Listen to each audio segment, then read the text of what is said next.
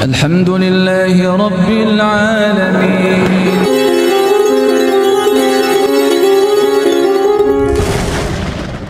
Wali Songo ini adalah kumpulan orang-orang alim, orang-orang bijak, orang-orang fakih yang mengerti baik buruknya kriteria pemimpin, bermusyawarah, lalu memutuskan Raden Patah dia akan jadi Sultan Demak. Itu yang betul, itu yang kerakyatan yang dipimpin oleh hikmat. Sebenarnya Pancasila itu sudah islami banget, Pak. Cuma penerapannya di pelintir kanan, pelintir kiri, macam-macam, diperas sana, peras sini.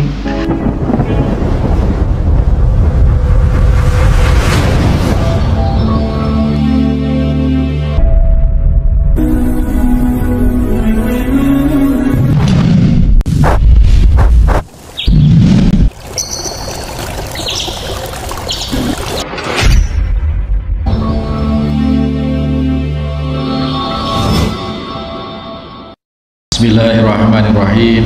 Assalamualaikum warahmatullahi wabarakatuh.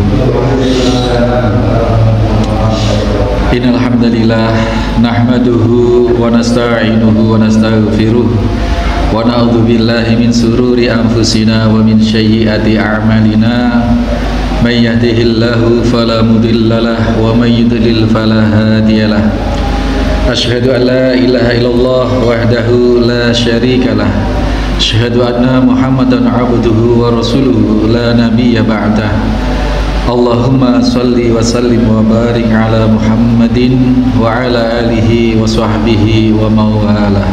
Hadirin hadirat jamaah Masjid Al-Muslimun Curah Jeru, Panji, Situbondo, rahimani wa rahimakumullah. Kemudian pelajaran yang bisa kita ambil dari hadis yang pendek ini, Bapak Ibu sekalian, yang pertama, kita itu tidak boleh meminta jabatan, tidak boleh meminta posisi. Ustaz, sekarang zamannya pilkada, pilpres, gimana orang yang mencalonkan diri, apakah itu tidak termasuk meminta jabatan? Itu termasuk. Maka jangan heran, dalam sistem demokrasi ini memang bukan sistem Islam. Maka perihal duduk sebagai pemimpin, sebagai pejabat dengan cara demokrasi itu, dengan cara dipilih oleh one man one vote, itu bukan cara Islam. Kalau dalam cara Islam sebenarnya apa? Ya di dalam sila keempat itu, kerakyatan yang dipimpin oleh hikmat, kebijaksanaan dalam permusyawaratan, perwakilan, itu yang betul. Itu demokrasi Islam seperti itu. Kerakyatan ini dipimpin, umat ini dipimpin oleh hikmah. Hikmah itu apa, Pak? Oleh value, oleh nilai, oleh etika, oleh apa yang lebih tinggi dari itu, hikmah.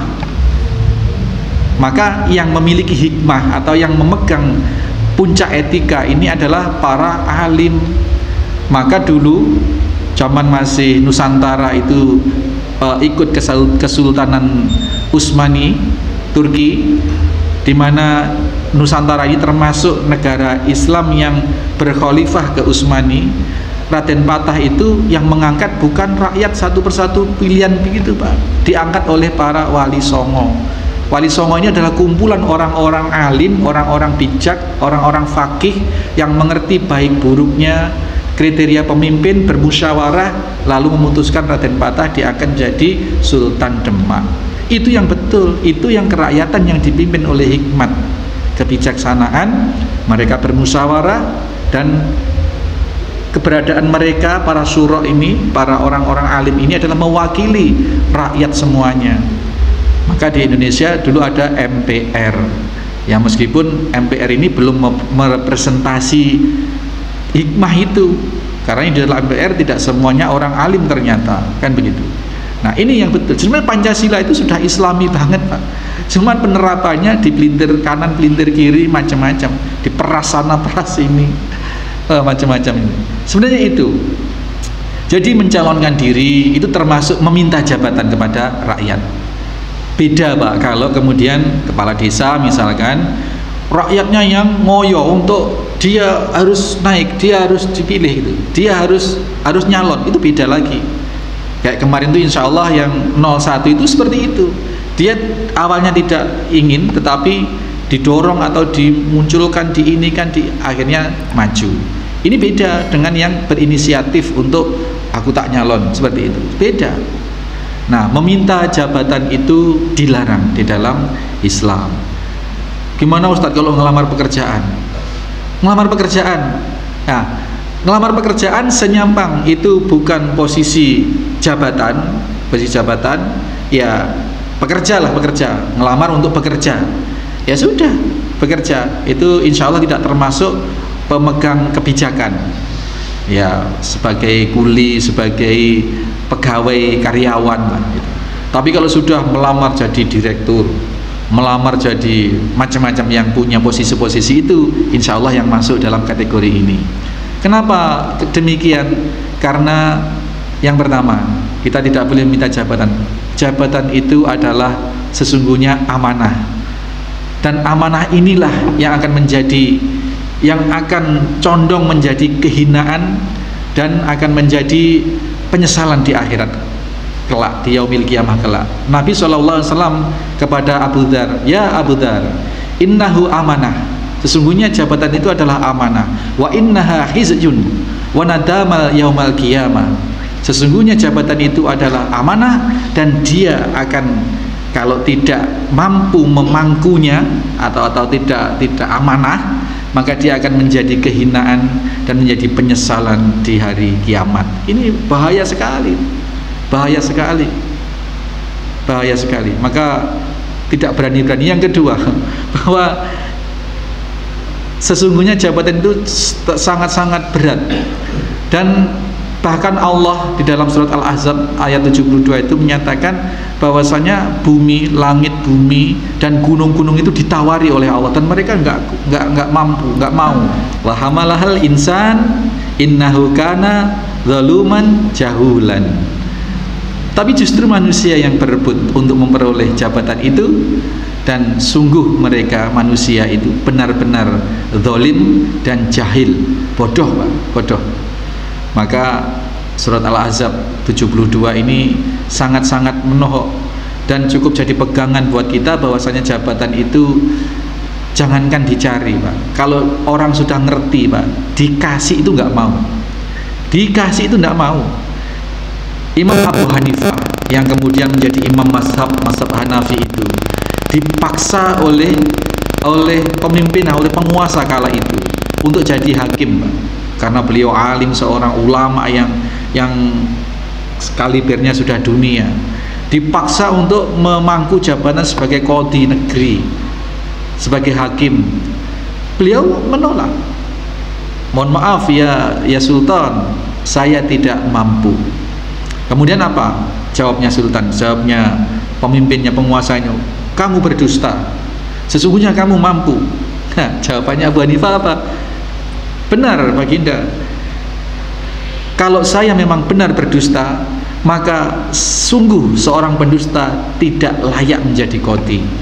Dan kalau ucapan saya tadi itu tidak berdusta, ya memang saya tidak mampu menjadi qadhi, ya jangan diangkat jadi qadhi, selesai urusan Pak.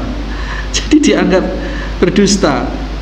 Inilah seorang yang menolak jabatan. Dia tidak melamar, dia tidak mencalonkan diri, dia tidak, apalagi sampai ruswah, menyuap penguasa, berbaik-baik ke anaknya penguasa, minjemin jet pribadi ke penguasa, misalkan ke anak penguasa, ngasih join saham usaha ke anak penguasa supaya dia dapat fasilitas dari kekuasaan itu. Nah, ini jauh dari itu orang-orang terdahulu. Kemudian contoh lain, ketika kekhalifahan Umar bin Khattab, ada di daerah wilayah gubernuran atau provinsi Goms namanya. Di sana Umar bin Khattab meminta masyarakat Goms itu untuk mendata orang-orang miskin siapa saja nanti akan diberi bantuan dari kekhalifahan. Ditulislah nama Sa'id bin Al-As, nomor 1 Pak, Sa'id bin Al-As. Lalu Umar bertanya, kalian tahu nggak siapa Sa'id bin Al-As ini? Tentu kami tahu ya Khalifah, dia adalah gubernur kami. Innalillahi wa inna. Jadi gubernur kalian adalah orang termiskin di provinsi kalian. Iya ya Rasul, iya ya Khalifah. Kemudian diberikanlah 100 dinar untuk dikirim, untuk diterima oleh Sa'id bin Al-As ini, oleh gubernur ini, Pak. Sampai di rumah dibuka 100 dinar uang ini, dia bilang innalillahi wa inna ilaihi rajiun, ini akan merusak akhirat saya. 1 dinar itu, Bu, 4/4 gram, 4,25 gram emas. Sekarang berapa ya, Pak? Berarti kalau 100, berarti ini berapa, Pak? 4 kilo 1/4. Itu uang keping. 1 keping itu 4,25 gram emas. Itu. Lalu istrinya juga mendukung keputusan gubernur ini, gubernur Sa'id bin Al-As ini, untuk dibagi-bagi malam hari itu harus habis, dibagi-bagi ke seluruh rakyatnya. Inilah cerminan para pejabat yang sedemikian takut dengan jabatannya yang nanti akan menjadi kehinaan dan penyesalan di akhirat, sebagaimana yang disabdakan Nabi, yang diperingatkan Nabi kepada Abu Dzar tadi. Ini kalau zaman sekarang berbeda ya, Pak ya, berbeda. Dikasih uang segitu banyaknya, dikasih jabatan malah dibuat perebutan. Nah, pelajaran yang kedua, setelah bahwasanya kita itu dilarang untuk minta jabatan, dan kita kalau punya usaha, punya kekuasaan, Pak, kita dilarang memberi jabatan kepada orang yang minta jabatan. Orang kalau sudah minta jabatan, berarti dia punya misi, dia punya visi terhadap yang dijabat itu. Dia akan pingin jadi kaya dan lain sebagainya. Jarang, Pak, orang yang menginginkan jabatan yang saya mau membenahi ini, mau ini, saya mau ke rakyat seperti ini. Itu hanya janji kampanye saja itu, Pak. Yang terjadi adalah dia akan mendambakan posisi itu. Kalau sudah ada dalam posisi itu, dia merasa punya sumber pundi-pundi kekayaan dari macam-macam lah itu ya. Itu yang pertama, bahwasanya jabatan itu dilarang kita untuk meminta jabatan, dan kita juga dilarang memberi kepada orang yang minta jabatan. Itu. Terus yang kedua, diberitakan oleh Nabi SAW bahwa kelak akan terjadi suatu kondisi pemerintahan yang zalim, lalu diminta bersabar, sabar hatta talaqauni, hingga kalian berjumpa denganku di alal haud, di telaga Kautsar. Berarti sabar, telaga Kautsar itu di akhirat. Berarti akhirat itu adalah kondisi ketika kita sudah meninggal. Berarti selama hidup ini, Bu, bersabar itu tidak ada batasnya. Sabar ya sampai mati. Sabar itu ada batasnya, habis kesabaran saya. Ya nggak sabar berarti. Ini gimana, Pak?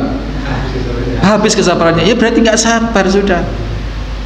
Ya, jadi sabar itu adalah sampai mati. Berarti sabar itu tidak ada batasnya. Karena batasnya apa? Batasnya adalah ketika nanti sampai ketemu Nabi di telaga Kautsar. Itu yang pertama, maknanya adalah sabar itu tidak ada batasnya. Makna yang kedua adalah kalau kita mampu bersabar terhadap kezaliman pemimpin, terhadap ketidakadilan yang kita terima, itu ganjarannya adalah telaga Kautsar. Ganjarannya adalah jaminan bertemu dengan Nabi di telaga Kautsar. Ini, Pak, ini luar biasa. Kita di dunia paling 100 tahun paling lama. Kalaupun kita dibikin sengsara oleh pemimpin kita, ya paling cuma sebatas itu.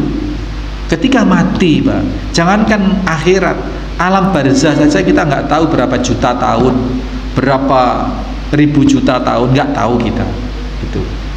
Padahal kuncinya ada di kehidupan ini. Kalau kita di kehidupan yang hanya ya 100 tahun tok ini, ya nggak ada apa-apanya dibanding dengan setelah kehidupan di dunia, apalagi sampai ke akhirat kelak, nggak ada apa-apanya. Maka ini hasungan atau motivasi buat kita untuk mampu bersabar selalu. Nah, ini Bapak Ibu sekalian, mudah-mudahan dengan kita mendapatkan satu gambaran yang elok, yang indah dari Nabi SAW ini, maka kesulitan yang kita terima ini terasa tidak seberapa, Pak. Dan ini Ini adalah amunisi kita untuk bisa bersabar. Yang terakhir, ini menunjukkan keutamaan kaum Ansor, di mana kaum Ansor itu setelah protes kepada Nabi, kok kami tidak diberi bagian, kok kami tidak diberi jabatan, kok malah mereka yang baru masuk Islam, yang dari Quraisy dikasih. Kemudian Nabi mengumpulkan mereka. Ini dalam cerita Hunain itu. Dikumpulkanlah Nabi oleh Nabi mereka yang protes ini, termasuk semua orang Ansor. Wahai saudara-saudaraku Ansor, bukankah lantaran aku engkau mendapat hidayah? Benar apa betul? Betul ya Rasul, betul. Dan bukankah lantaran aku kalian yang semula bercerai-berai, yang saling berperang satu sama lain, satu suku sama lain, sekarang engkau menjadi bersaudara, menjadi ukhuwah, menjadi di dalam ikatan ukhuwah Islamiyah? Benar ya Rasulullah. Lalu apa kurangnya aku kepada kalian? Mereka, orang-orang Quraisy ini, orang-orang Mekah ini akan pulang membawa harta ghanimah yang sedemikian banyak, tetapi kalian tidak membawa harta, tetapi kalian membawa Rasulullah SAW. Lebih berharga mana? Dilehke seperti itu Pak, para sahabat dari kaum Ansor ini, mereka pada menangis. Tentu nilai Rasulullah dibanding dengan nilai harta benda itu tidak ada seberapanya. Lalu pada beristighfar mereka, pada sadar mereka dengan keterangan Nabi SAW bahwa kalian wahai sahabat-sahabat Ansor tidak pulang membawa harta, tetapi pulang membawa aku, membawa Rasul Allah. Lebih berharga mana? Mereka hanya pulang membawa harta, dan harta itu kita sudah sindir kemarin, sudah kemukakan ya Pak, bahwa harta itu adalah jenis kenikmatan terendah di dunia ini. Harta benda dunia ini adalah jenis kenikmatan terendah, bahkan cenderung hina. Itu harta benda itu sesungguhnya. Yang paling tinggi adalah kenikmatan iman, kenikmatan Islam, yang representasinya adalah ada pada diri Rasulullah. Maka para sahabat Ansor memiliki kemuliaan dengan pulang membawa Rasulullah, tidak membawa harta. Mudah-mudahan kita bisa menempatkan syariat Islam ini Bapak Ibu sekalian di atas segala harta. Kalaupun kita soro, kita tidak dapat harta, tidak panen, atau kita panennya cuma sedikit, ternak kita hasilnya sedikit, ya ini hanya di dunia. Nanti di akhirat kita mendapatkan sangat banyak, asalkan kita memegang apa-apa yang Rasul, yang Allah ajarkan, yakni pensyariatan Islam ini. Kita tidak punya harta banyak, tetapi punya keimanan, keislaman, keihsanan yang pasti akan mengantarkan kita bertemu dengan Allah di surga. Amin Allahumma amin. Subhanakallahumma wa bihamdika asyhadu an la ilaha illa anta astaghfiruka wa atubu ilaik. Assalamualaikum warahmatullahi wabarakatuh.